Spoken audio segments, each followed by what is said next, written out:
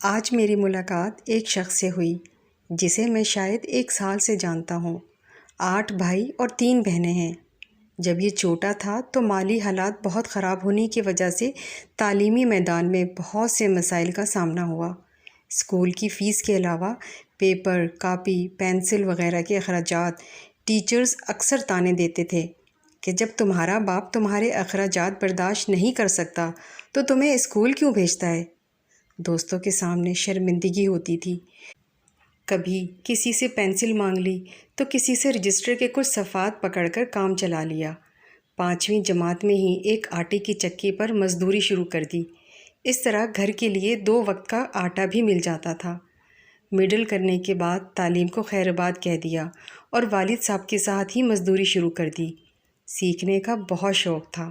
مزدوری کے دوران ہی مستری کے کام سے غور سے دیکھا کرتا تھا۔ اپنا کام ختم ہونے کے بعد مستری سے سوال جواب کرتا، اضافی وقت لگاتا تھا۔ یوں اس مزدور نے 2 سالہ مزدوری کے دوران ہی مستری کا سارا کام سمجھ لیا، لیکن موقع نہیں ملا۔ اسی دوران اپنے گھر اور محلے میں چھوٹے چھوٹے کام پکڑ کر کرتا رہا اور ہاتھ بھی قابو ہو گئے۔ ایک جگہ ایک مستری کے ساتھ کچھ دن مزدوری کی دہاڑی پر مستری کا کام کرتا رہا اور اس دوران جو خامیاں تھیں وہ درست ہوتی گئیں۔ ایک بہت بڑے پروجیکٹ میں بحیثیت مزدور کام کر رہا تھا کہ دوران ورک ایک مستری غصے میں کام چھوڑ کر چلا گیا۔ اس شخص نے ٹھیکیدار سے درخواست کی کہ آپ اجازت دیں تو یہ ادھورا کام میں مکمل کر سکتا ہوں۔ ٹھیکیدار نے کہا، تم تو مزدور ہو، تم کیسے کرو گے؟ بار بار کہنے پر موقع دیا گیا اور تھوڑا سا کام کرنے کا کہا۔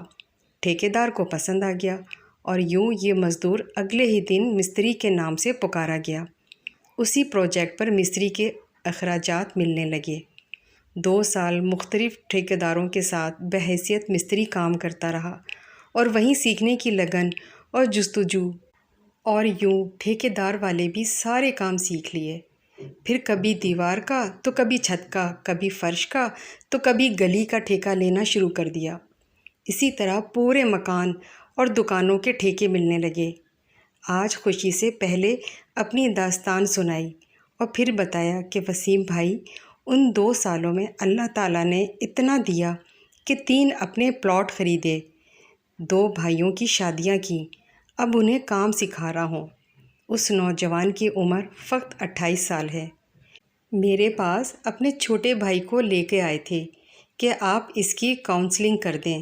میں تو نہیں پڑھ سکا، لیکن میری خواہش ہے کہ میرے چھوٹے بہن بھائی اور بچے ضرور پڑھیں، لیکن نوکری کرنے کے لیے نہیں بلکہ عقل و شعور حاصل کرنے کے لیے۔